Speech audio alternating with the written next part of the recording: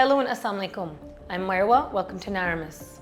On June 13th, Israel launched an unprovoked military attack on Iran without any legitimate international mandate. It was a direct military attack to dismantle Iran's nuclear program and possibly trigger regime change. The move was highly destabilizing and marked by blatant hypocrisy. Ironically, Israel itself holds one of the world's most secretive nuclear arsenals. It has never admitted it, never signed the Nuclear Non-Proliferation Treaty, yet it actively calls for the dismantling of Iran's nuclear program, which is under international inspection. At this point, the world should be asking two important questions. Why is one nuclear power, shrouded in secrecy, allowed to dictate terms to another that abides by international rules? And how can Israel push for nuclear disarmament while keeping its own arsenal off the books? Israel is widely believed to possess at least 90 nuclear warheads, and that's just the baseline. According to sources like the Center for Arms Control and the Nuclear Threat Initiative, it holds enough fissile material to build up to 200 nuclear weapons.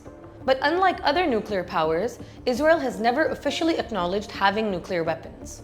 This strategy is often called nuclear opacity, which means saying nothing while everyone assumes the truth. It's not just silence, it's calculated ambiguity.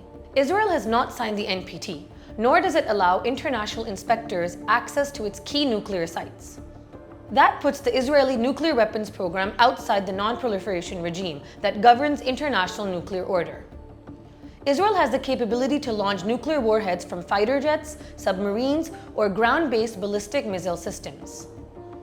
In 1958, Israel began constructing a nuclear weapons development facility near the southern town of Dimona. A declassified December 1960 US intelligence report revealed that the Dimona project included a plutonium reprocessing plant, which is critical for building nuclear weapons.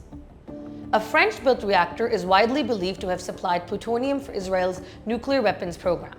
By 1967, it was widely accepted that Israel had the knowledge and capacity to build nuclear bombs. Yet to this day, it hasn't openly tested a weapon. The closest evidence is the 1979 Vela incident, possibly a joint Israeli-South African nuclear test near the South Atlantic and Indian Ocean. In 1979, a US satellite spotted something strange over the South Atlantic, a double flash of light, like nothing seen before. On September 22, 1979, a US Vela satellite detected a mysterious double flash over the remote seas near South Africa. This signature, one bright flash, then another, looked just like an atmospheric nuclear explosion.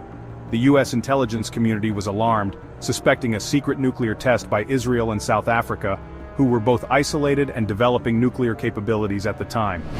In 1969, the US officially accepted Israel's exceptional nuclear status, provided it remained opaque and unofficial. This understanding is known as the Nixon-Mayer nuclear deal. Meanwhile, Israel's exclusion from the US nuclear umbrella, unlike many nations in Europe and Asia, is seen by experts as implicit recognition of its own nuclear weapons.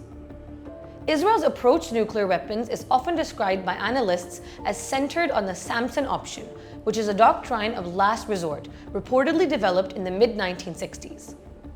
Unlike the Cold War concept of mutually assured destruction, which is based on reciprocal deterrence between nuclear powers, the Samson option implies a potential nuclear response to an existential threat, even if posed by a non-nuclear state. The strategy reflects a uniquely unilateral posture. If Israel's survival is at stake, it reserves the right to act decisively and independently. To this day, Dimona remains a black box. The US has supported the opacity of the Israeli nuclear program, reportedly even threatening disciplinary action against officials who publicly acknowledge Israel's nuclear program. In this context, when questioned in 2009 about the existence of nuclear weapons in the Middle East, former President Barack Obama responded that he would not engage in speculation.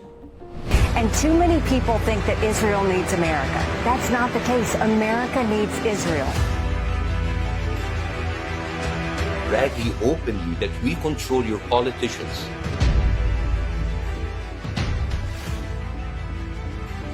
How can you be okay with this as an American? Because I'm new to this. Are you guys used to that? Are you used to that kind of humiliation?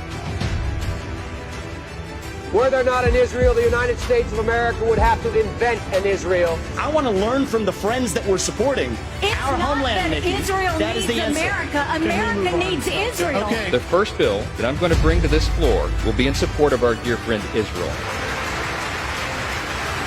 And I will support Israel forever, forever. It is so humiliating as a U.S. citizen. You don't have to be a Jew to be a Zionist. I'm a Zionist. There is no daylight between America and the state of Israel. In December 2014, the UN General Assembly passed a resolution by a wide margin of 161 votes to 5, urging Israel to give up its nuclear weapons, join the NPT without delay, and place all its nuclear facilities under IAEA oversight. Israel has yet to comply. Therefore, Israel's possession of nuclear weapons, while simultaneously accusing Iran of pursuing them, reveals a clear double standard. And recently, some analysts also suggest that Israel is building a new nuclear reactor at Dimona, signaling expansion in its nuclear weapons program.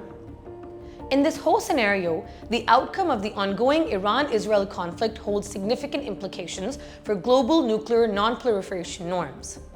Should Israel face defeat, Iran is likely to sustain its current non-nuclear stance, reinforcing its commitment to remaining outside the nuclear weapons club.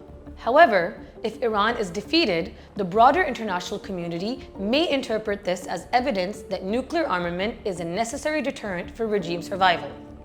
Such a conclusion could undermine the credibility of the global non-proliferation regime and incentivize other states to pursue nuclear capabilities as a strategic safeguard. Stay with us as we continue to unpack the ongoing crisis. Drop your thoughts in the comments below and be sure to like, share, and subscribe to the channel. Until next time, stay safe and stay kind. Allah Hafiz.